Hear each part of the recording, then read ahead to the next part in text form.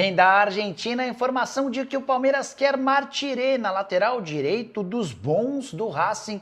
Vídeo de hoje do canal do Nicola te explica em detalhes essa história. Tem novidades importantes sobre o Palmeiras, recordista de investimento em toda a sua história, com apenas 3 meses em 2025. Isso sem contar das últimas do mercado, bastidores, finanças e muito mais. Fala aí pessoal, sou Jorge Nicola, bem-vindos a mais um vídeo do canal, sempre bom ter vocês por aqui, sem perder tempo, só pedir para deixar like, se inscrever no canal e ativar as notificações. Quero falar agora sobre um fenômeno brasileiro nos Estados Unidos, e eu não estou exagerando. Eu me refiro a Evander, meio atacante de 26 anos de idade, que só tem menos participações em gol na Major League Soccer do que Lionel Messi. Nesse sábado, o Evander marcou mais 2 gols, agora com a camisa do FC Cincinnati. Ele trocou de clube na virada do ano. E dessa maneira, ele soma 38 participações em gol desde o início da temporada passada na Major League Soccer. Só Lionel Messi tem mais participações em gol do que o Evander e uma participação em gol a mais. 39 para o Messi e 38 para o brasileiro. Evander que soma 18 gols e 20 assistências no período. Parte desses números conquistados com a camisa do Portland Timbers na temporada passada e o restante nesse ano. Depois da mudança, ele foi comprado por 12 milhões de dólares. O Evander já soma 9 jogos, 5 gols e 2 assistências pelo seu novo clube. Importante lembrar que Flamengo, Palmeiras e Botafogo cogitaram a contratação do Evander. Uma pena que não levaram essa história adiante. Meia atacante, posição extremamente carente do futebol brasileiro, alguém com 26 anos de idade fazendo enorme sucesso no futebol dos Estados Unidos. E antes que você demonstre preconceito com a Major League Soccer, vale lembrar que Thiago Almada e Savarino, que brilharam com a camisa do Botafogo na temporada passada, jogavam justamente na Major League Soccer e foram decisivos, por exemplo, nas conquistas da Libertadores e do Brasileiro pelo Botafogo. Com um detalhe importante, ambos não tinham números tão expressivos por lá quanto o Evander. E aí só para completar, registrar que a chegada do Evander ao FC Cincinnati acabou por determinar a saída de alguém que era super badalado e querido no futebol brasileiro, Lúcio Acosta, um baixinho, argentino muito bom e driblador. Ele acabou vendido para o Dallas por 5 milhões de dólares. Hora de falar sobre o Palmeiras, que nunca investiu tanto em sua história quanto em 2025, e olha que a gente está ainda no 3º mês da temporada.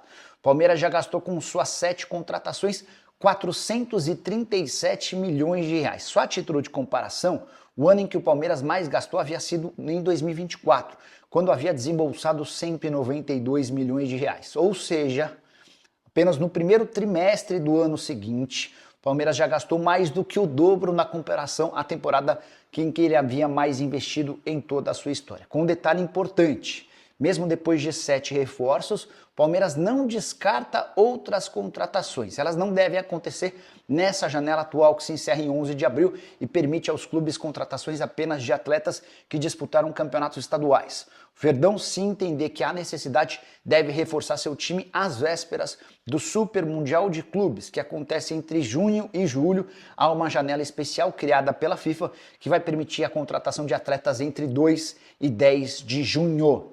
Só para arrematar em relação ao Palmeiras, esses 437 milhões de reais foram investidos em 155 milhões com o Vitor Roque, reforço mais caro da história do futebol brasileiro, mais 110 milhões com o Paulinho, a maior transação entre clubes brasileiros da história, foram mais 69 milhões com o Facundo Torres, 44 milhões com o Emiliano Martinez, 35 milhões de reais com o Mikael, além de 24 milhões com o Lucas Evangelista. O único reforço que chegou sem custos foi o Bruno Fux, trocado com o Atlético Mineiro pelo Caio Paulista. A saideira a respeito do Palmeiras, o Verdão ainda tem a 2ª janela de transferências da CBF, marcada entre 10 de julho e 2 de setembro, para outras contratações. De 0 a 10, você palmeirense dá que nota para os investimentos e para a janela de contratações do Palmeiras? Já usa o espaço para comentário e registra a sua opinião, beleza? Bora repercutir agora uma informação que vem da Argentina. O site El Craque Deportivo afirma que o Racing topa negociar Martirena, lateral direito uruguaio do Racing, dos melhores da América do Sul, com o Palmeiras. Mas, porém, contudo e todavia, o negócio só vai sair por negociação ou por valores na casa dos 10 milhões de dólares. Estamos falando de mais ou menos 57 milhões de reais. E a pergunta que eu deixo para você que está assistindo, Palmeiras precisa de mais um lateral direito? É possível que a sua resposta tenha sido sim. A questão seguinte é, para gastar até quanto? Mike e Marcos Rocha têm se revezado na condição de titulares. O Agustin Jai, que custou um caminhão de dinheiro e veio do futebol argentino, não se firmou e virou a terceira opção do setor. O Martirena tem 25 anos de idade, é uruguaio, extremamente competente no apoio, também é bastante firme na parte defensiva. Já havia sido especulado no Botafogo e também no Flamengo, embora o rubro-negro tenha descartado o Martirena nos últimos dias, porque o lateral não se enquadra ao estilo de jogo que o Felipe Luiz busca. De qualquer forma, ninguém no Palmeiras confirma tratativas ou interesse. Até agora, nada mais é do que um site argentino afirmando que o Racing topa fazer negócio com o Verdão desde que a cifra praticada se aproxime de 10 milhões de dólares. Levando em consideração que o Palmeiras já gastou 440 milhões de reais em 2025, não dá para descartar esse tipo de negócio. Mas, no Palmeiras, essa tratativa não é dada como oficial. Você gostaria do Martirena? Que posição é mais carente no elenco do Palmeiras? Já uso o espaço para deixar sua opinião, só não esquece de deixar like, se inscrever no canal. Bora falar agora sobre Lucas Evangelista, apresentado nessa sexta-feira como reforço do Palmeiras. A 7ª contratação alviverde, que faz com que o Palmeiras tenha gastado mais de 440 milhões de reais nessa temporada, concedeu uma entrevista emocionada. Primeiro, ao lembrar da mãe. Importante contar que a mãe dele faleceu em 2023 e a Leila Pereira surpreendeu o Evangelista entregando uma camisa do Palmeiras com o número 30, que havia sido o número escolhido pela mãe para que o Evangelista jogasse em outro clube. O Evangelista também contou um pouquinho da emoção, lembrando de um episódio que havia acontecido na própria sexta-feira. Palavras dele, abre aspas, vou contar um acontecimento de hoje. No celular às vezes aparecem fotos aleatórias. Hoje abri e tinha uma foto da minha mãe de 2015, quando assinei meu primeiro contrato na Itália. E a mensagem que senti no meu coração é de que ela está comigo, feliz nesse momento. Desde que acordei, senti a presença dela. Parece coisa de outro mundo, mas é uma mensagem de que eu fiz a escolha certa, fecha aspas.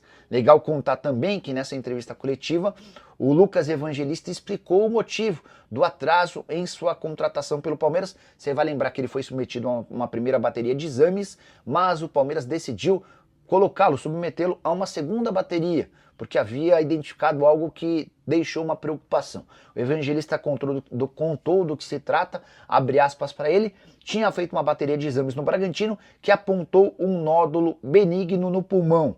Deve ser alguma cicatriz que ficou por conta de uma gripe forte que tive ou algo do tipo.